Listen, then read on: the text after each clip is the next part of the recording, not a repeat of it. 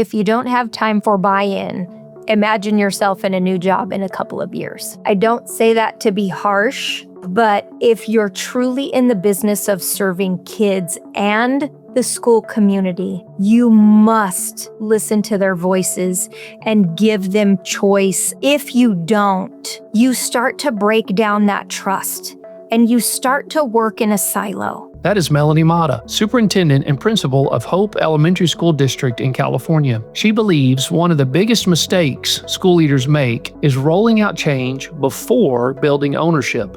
When teachers feel like initiatives are being done to them instead of with them, trust erodes, buy-in disappears, and even good ideas struggle to succeed. And so because I allowed them to have that voice, because I allowed them to drive where I knew we needed to go, it made it seem like it was their decision to switch to the science of reading and ditch our other reading program because they had a voice and a choice in it. In this episode, Melanie explains why ownership matters more than mandates, how to gain meaningful teacher buy-in, and what leaders can do to create lasting change without creating resistance. I'm Dr. Matthew Flippen, and this is Transformational Educators.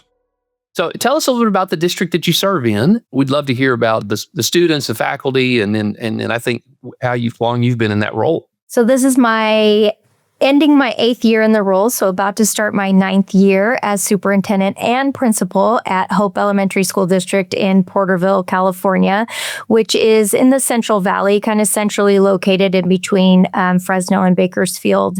And my district is surrounded by orange groves, so we're in a rural setting.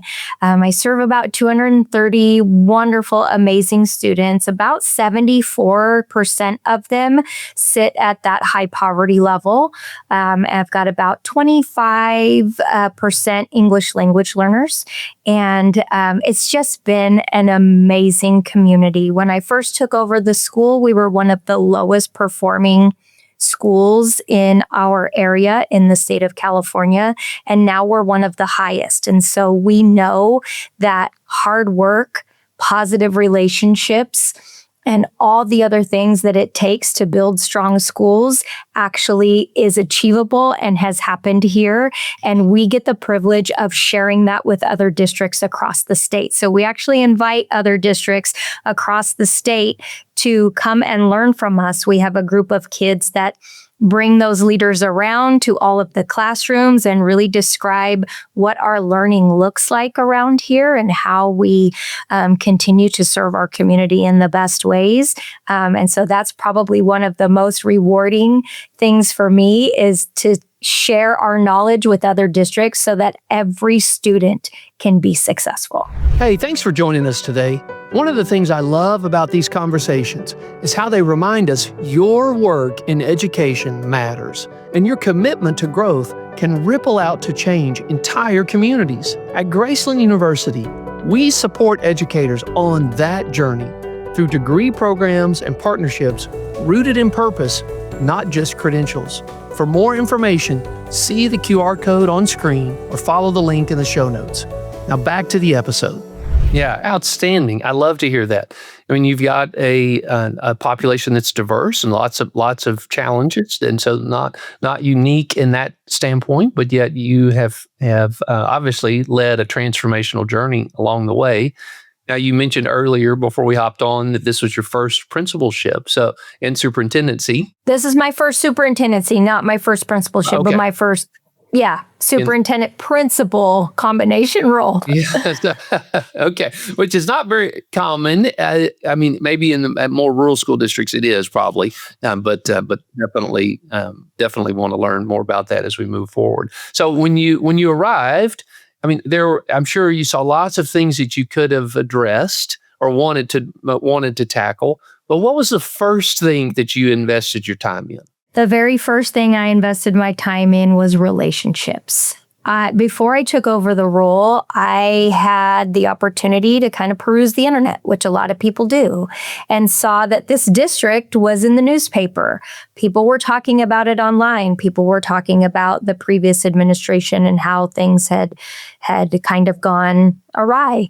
And so I really wanted to find out, not just from the people that were willing to talk, but everybody in the school district on how they felt things went before, how they wanted things to go now, and how they could be a part of the change. And so I really just invested my very first months of being in the role in listening, in building relationships.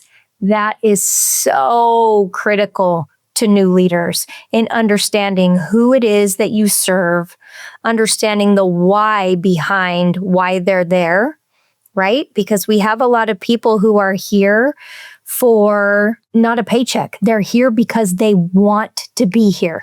They want to serve in this community.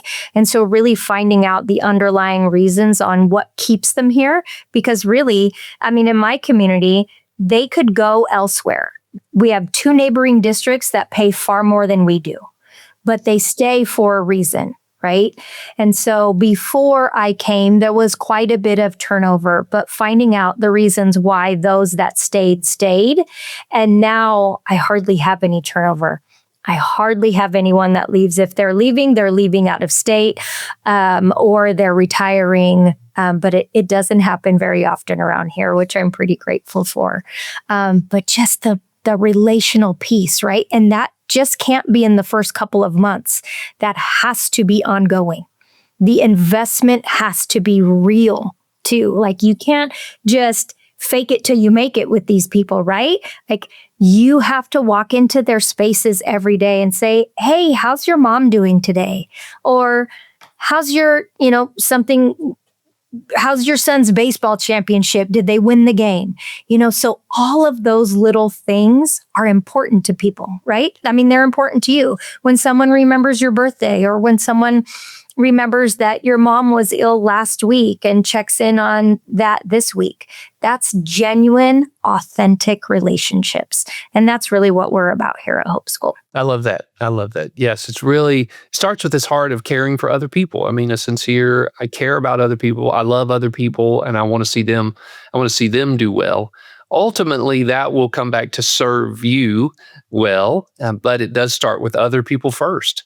And that is a mistake, I think, that young leaders make at times, is jumping right into, wow, we've got so many things to fix, that we skip the trust foundation that must be established before any real work can get done. And people will work far harder for you if you have an invested relationship with them than if you don't, because they don't want to let you down. And because they know that you value their work, they're going to work far harder for you. Like, I'll give you an example. We are very data-driven here at my school. Our kids are data-driven, our staff is data-driven, and I'm super data-driven. And when our data starts coming in, like, I just had a teacher come in this morning and say, hey, I've got my data in, but how's the rest of the school looking? And so they're very invested in, what happens in the school overall, not just their scores, but in the school's overall scores. And as we continue to kind of discuss as a team, like, what our data is looking like, they are far harder on themselves. Like she said, I know I had a couple of kids drop out of proficiency, and I'm just like, I'm torn up about that. So next year I want to, A, B, and C. Now, I didn't even have to go to her and say, hey, these couple of kids dropped out. No, she came to me. And that's what typically happens, right? And it's because we have that good relationship that they can be very vulnerable in saying, I kind of missed the mark this year, but here's what I'm going to do to fix it. I was hands off. I had nothing to do with that conversation. She came to me, right? And so that's far more powerful because we have that relationship than me going in there and having a more formal conversation with her about it. I would say that is not typical. It may be typical in your building, but I would challenge anyone listening to this to say, how often do your teachers come to you and share on their own initiative how they did and where their gaps were? And that's a good check to see what kind of culture do you have. Thank you for sharing that and for building that kind of culture. So let's skip forward to you spent this time investing in trust and culture, first couple months and then ongoing. But then when you got to the point of, okay, let's start to tackle some of the things that will move the needle for children, what did you identify as the areas you wanted to focus on? So one of the biggest areas is that we didn't have any sort of data measurement in place. People were teaching, and that was going okay, not really, but it was going. So we really just needed to build the structures and put in place the systems that allowed for us to look at data and objectively. And I'm going to challenge other people out there, because most people don't do this, is we made our data transparent with the entire school community. Our teachers knew everybody else's data, that in addition to their own, they could see everybody else's. And we made it so that data wasn't punitive. Like, your bad data isn't really bad data. That's just information for us to be able to capitalize on and grow from. And so we really had to put that energy out and make it safe for people to. That's really hard to do. How did you do that? It is. It is. But I just had to remind them that we all have this same goal, right? We all sat down at the beginning of the year and decided what our mission and vision were going to be together. I didn't decide it. We all decided together. Like, what do we want to make sure that we do for kids every single day? We want all kids to have every single access all day, every day. Not just one, not just a few, not just, your top kids. We want all kids to have all the access every single day. And so as we continued to build upon that, we all decided collectively that if we were going to move the needle for kids, we had to be vulnerable enough to be raw and real.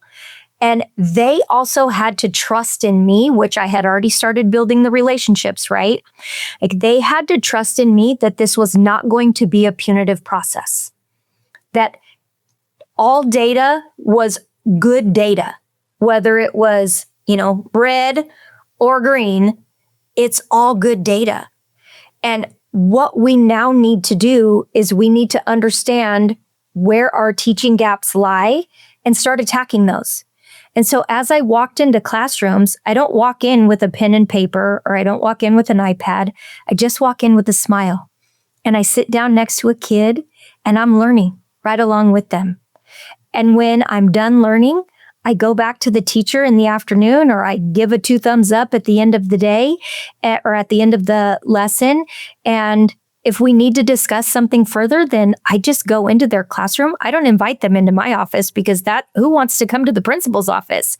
But I go into their classroom and I sit on top of a desk so that it's casual and it's non-threatening.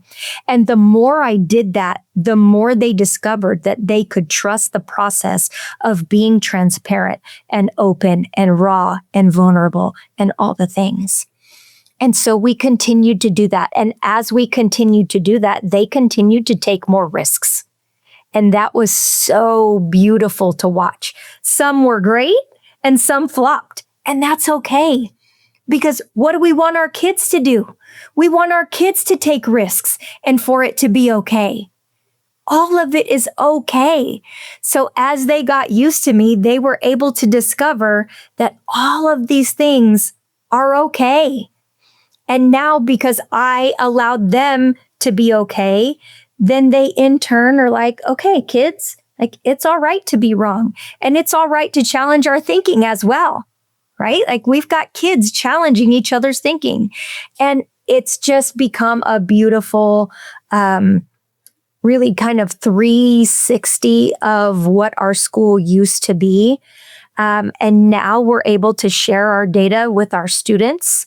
Our students are able to see their data in real time and make real-time decisions on how much effort they need to put in to their learning. And some need to dial it up quite a bit, right? And they see that about themselves.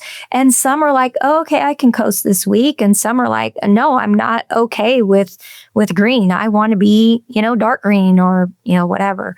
And so, yeah, it took a while, but going back to just being my authentic self and knowing that when I was in their role, all I wanted was someone to just come and sit alongside me and just say, either you're doing a good job, or let me talk this through with you, or have you thought about this? And just given me the grace as I was a newer teacher to kind of learn by doing and refining and revising as I went along, and that knowing that there wasn't going to be some punitive outcome from that.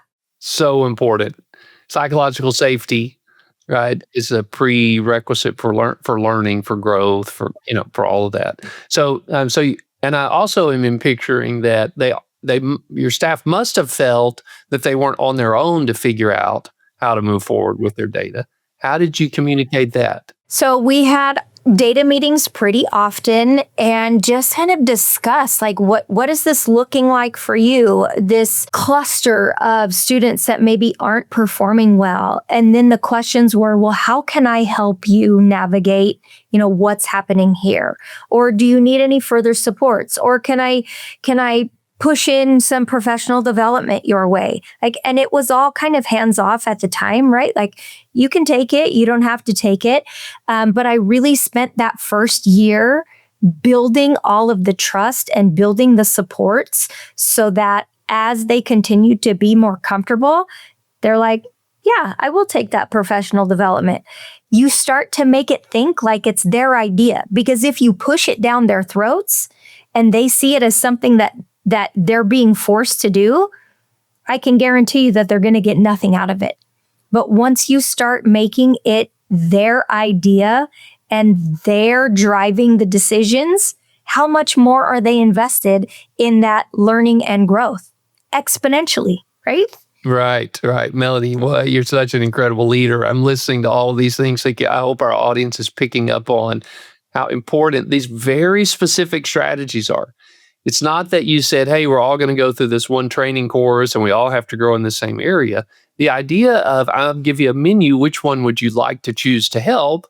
Well, now you're like, oh, well, then I get to pick, right? I have control over that. So that is so important when we're teaching children and when we're working with adults. I really love that. Yes. Now, some will say, you know what, like, you have to know that you've got some, teachers who are not very effective on your campus. And have I had them? Absolutely, I have.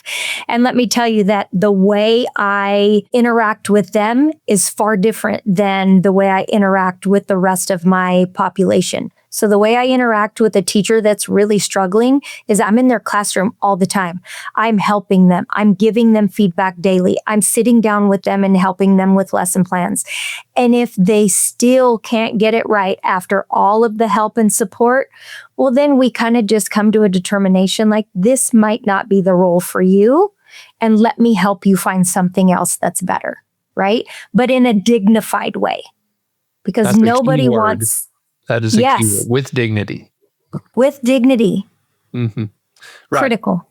One of my early mentors said, Matthew, when you hire someone, if they're not successful, most of the time it's going to be your fault. And I'm like, well, why is it my fault? And he said, well, one, you made the decision to add them to the team. So that was the starting place. You're supposed to assess are they a fit or not. And then two, it's your job to coach them and train them. And I think if we really take that seriously, and it sounds like you pour in so much time to ensure they have every opportunity to be successful. Now that takes time. So you need to be able to identify back to data, giving you where do I focus my energy and which teachers need the most help. Really, really amazing. So, and I would assume that those first couple of years, you did have some turnover, which wasn't necessarily a bad thing. Correct. I did. One, I actually had to let go. Like, I had to put on paid administrative leave and let go. And that was hard, right? In your first year, when you're putting someone on paid admin leave because of something that occurred, that's tough. And that kind of rocks the community. But the relationships that I had built up until then, because it was at the end of my first year, like, I had built enough trust at that point that the community and the rest of the staff trusted that I had the best interests of students at heart based on the 10 months that they had known about me by then, that I was able to successfully kind of navigate that situation and see it through. It wasn't easy, but at the end of the day, if you are not right in this role and right for kids, then I really challenge, whether this is the exact spot for you, and I will help you find where your passion is, or I will help you be on to the next role. Yes, absolutely. I love that. So you gathered data, you trained everybody on how to view it, and you worked together to develop that. Then everyone developed their own somewhat strategies of how they would advance forward, and then you rolled out plans, and then you had to adjust course at some point. What's an example of identifying that, how you handled that didn't do what we wanted, and then lead to the adjustment? So one of those areas was in reading instruction. And I just noticed that our upper grade kids, like our 5th through 8th grade kids, and even kind of down in the more middle grades, I noticed the same holes. Like, we've got this phenomenal reading teacher. We've got teachers that are teaching reading great in the primary grades. So why are all these kids experiencing these huge holes? And they're all the same. And so what's happening in our reading program? And so I really had to take a look at that and kind of figure out what our next steps were going to be. And at the time, COVID had just hit. And so I was able to step back, and I was able to kind of do a lot of reading in the science of reading at that time. That's when science of reading materials had just come out, or the philosophy and all of that. And my gosh, I need to dig into this more. And I'm thinking, these are the areas where we're missing. And so I reached out to my staff and I said, hey, I really want us to look into the science of reading. I want us to read more about it. I want us to really come together on why we need to switch gears in our reading program, because it was kind of successful. But then what we noticed in our upper grade kids were there were holes. And so how can we stop the bleed there and then really do what's best for kids? And so we just kind of put a halt on our reading program. We all kind of dug deep into the science of reading. And that year I found somebody who had developed a comprehensive reading program, and reached out to her and said, hey, I'd like to pick your brain a little bit more, and got my reading teacher involved and got the rest of my teachers involved. And we just had some conversation with her.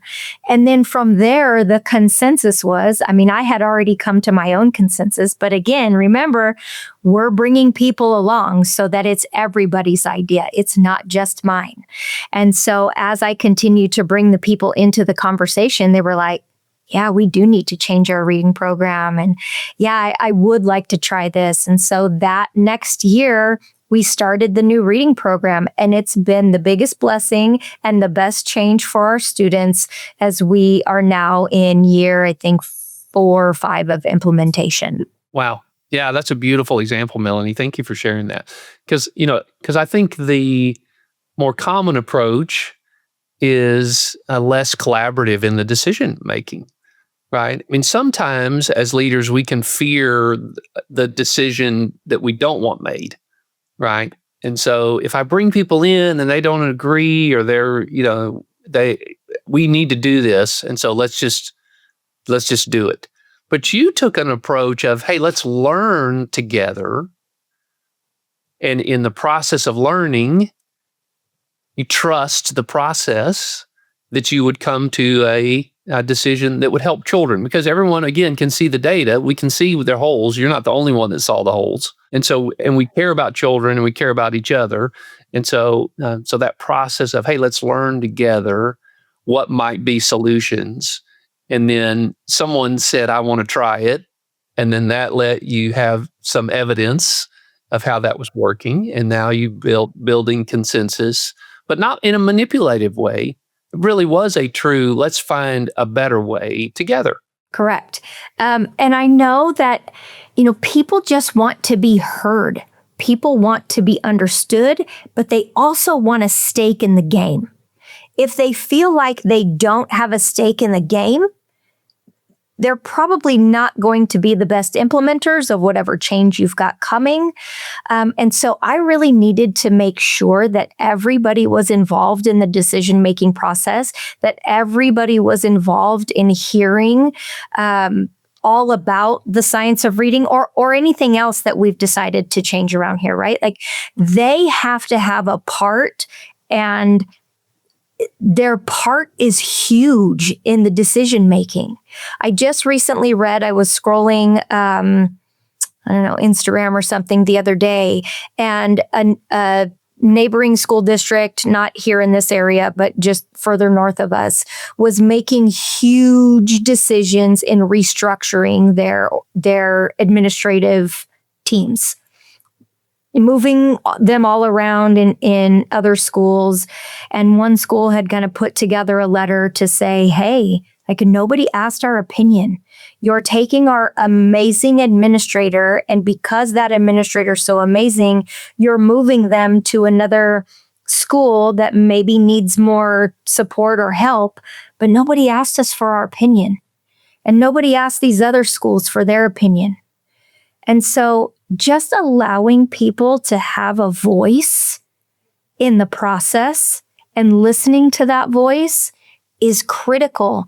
And so because I allowed them to have that voice, because I allowed them to kind of drive where I knew we needed to go, it made it seem like it was their decision to switch to the science of reading and ditch our other, our reading program, because they had a voice and a choice in it. And I'm like, well, if you guys want to do this, and I'm just, yep, if you perfect. You want to. Well, and of course, it's going to succeed at that point because they put their name on it. And so now their buy-in and their investment in it is going to ensure, at least they're going to give it their best effort for sure.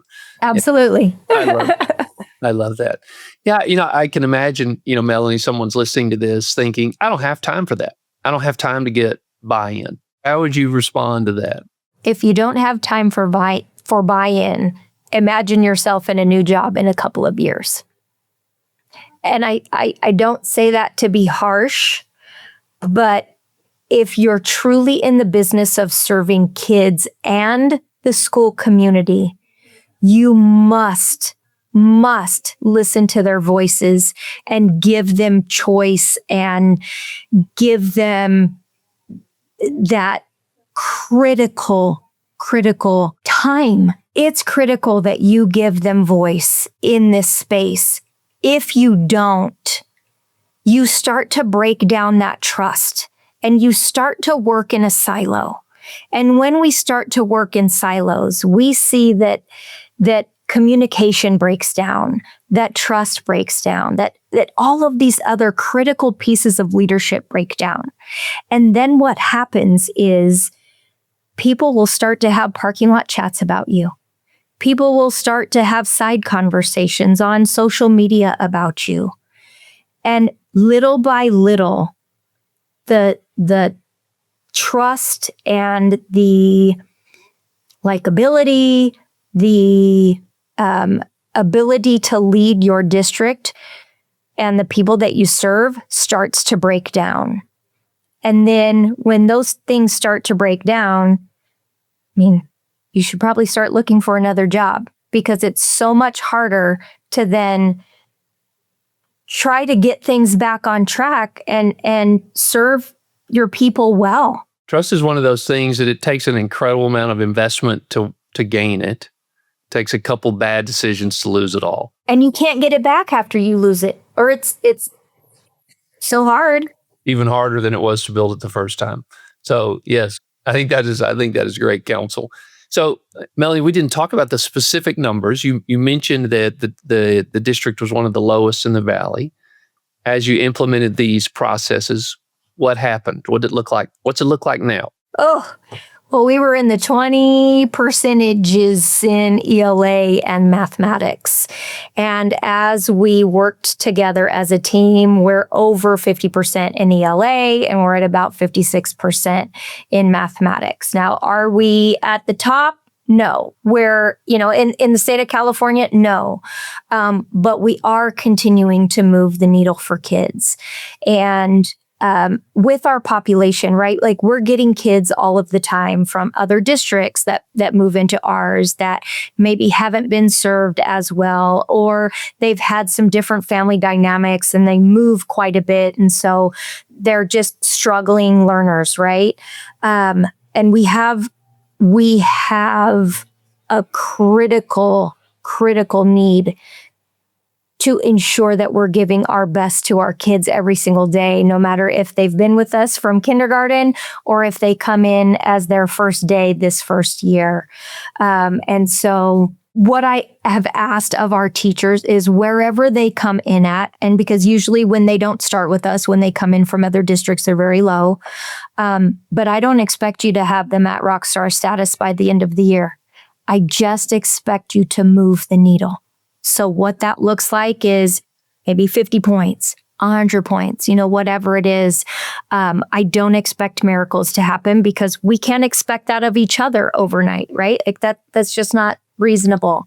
But all I ask of you is to just ensure that they're making at minimum a year's growth or more. Often when I think about my why for this work, I picture one specific child as the persona of who am I really trying to serve and what does their outcome look like? For you, what's the story there? A child or a staff member that is your why? I've got kind of two things. I've got a child. I won't tell you his name because it's a pretty unique name. I met him in my second principalship at a district, foster student. He's probably graduated by now, but struggled with behavior, struggled with academics, just struggled. And I took a picture of him one day and it's in my phone now. And I constantly talk about him as I talk about my why. I bring it up. My husband brings his name up quite often as I continue to remind myself why I do this work every day. I do it so that he can have a better future, that his sister can have a better future, that every single child we serve that comes in poverty, that comes in starving, that comes in, they've moved 5 different schools in 2 years, so that they could have a better future. But I also do it because I serve in a small and rural district. And in my small and rural district, we're fighting right now for clean drinking water. We're having to pay from our local funding to pay for well testing, to pay for drinking water to be shipped in to our school site every week. We do have a grant now, but originally we paid for drinking water. We live in California. Why are we paying for drinking water? Students and staff should have access to clean drinking water. But yet we were paying for that drinking water. The state of California now pays for the drinking water. We pay for well testing. We pay for our fire pump to be tested. And all of that money comes out of the bottom line of what we can give for kids. That is another one of my whys. Another reason we live in a very hot climate here. It gets to be 112 degrees here in the summer. Right now, my kids don't have a facility that they can go into, an air-conditioned facility, not besides their classroom, but we don't have a gymnasium. We don't have a way to house our kids in a large open space when it gets hot here over the summer. We've applied for funding, but guess what? When we get funded, we're not even going to get funded for the bare minimum amount that it's going to cost us to build this gymnasium. So then what? We can't pass a bond. We could go out and try to get funding from a bank, But then again, that's money coming out of our pocket that we just don't have as a small school district. And so my mission is to really allow lawmakers to see what it's like in small rural communities like mine that really move the needle for kids, but lack the minimum essential facilities to operate. I mean, my school is pretty old, and it's starting to be run down. I've got these nasty old bathrooms that I wouldn't even want to go to the bathroom in. But yet the state of California says they're okay for now until, we release the next round of funding and then you can upgrade your bathrooms. And I'm like, but kids shouldn't have to live like that. They should be able to go to their school site and be proud of every single facility and have super clean, modern facilities to learn and grow in, because we know that they may not have that at home. So they should be able to have that at the school that they go to school at. Yeah, Melly, thank you for sharing that. There are definitely unique challenges that rural schools face that not many people know about. So I appreciate that and being able to share that, with our audience. I also think about when you layer in that those challenges, how incredible it is that you still are having the performance and the retention and all the other positive outcomes. So, back to the power of relationships and trust, that even though your facilities and circumstances, your drinking water, I mean, these are some real things.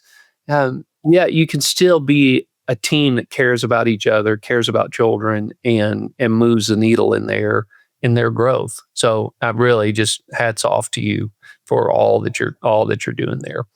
So, just appreciate the opportunity to share this. So we'll wrap up for today. So if you found today's episode valuable, please share it with a colleague or educator who would benefit. And if you haven't already, please follow Transformational Educators so you never miss an episode. And until next time, keep leading with purpose and transforming schools into places where everyone thrives. If today's conversation gave you fresh insight or inspired you to lead with purpose, please follow the show and tell a friend. It helps us reach more educators who want to make a difference. For more stories, resources, and tools to support your leadership journey, visit graceland.edu. Until next time, keep leading with courage and care.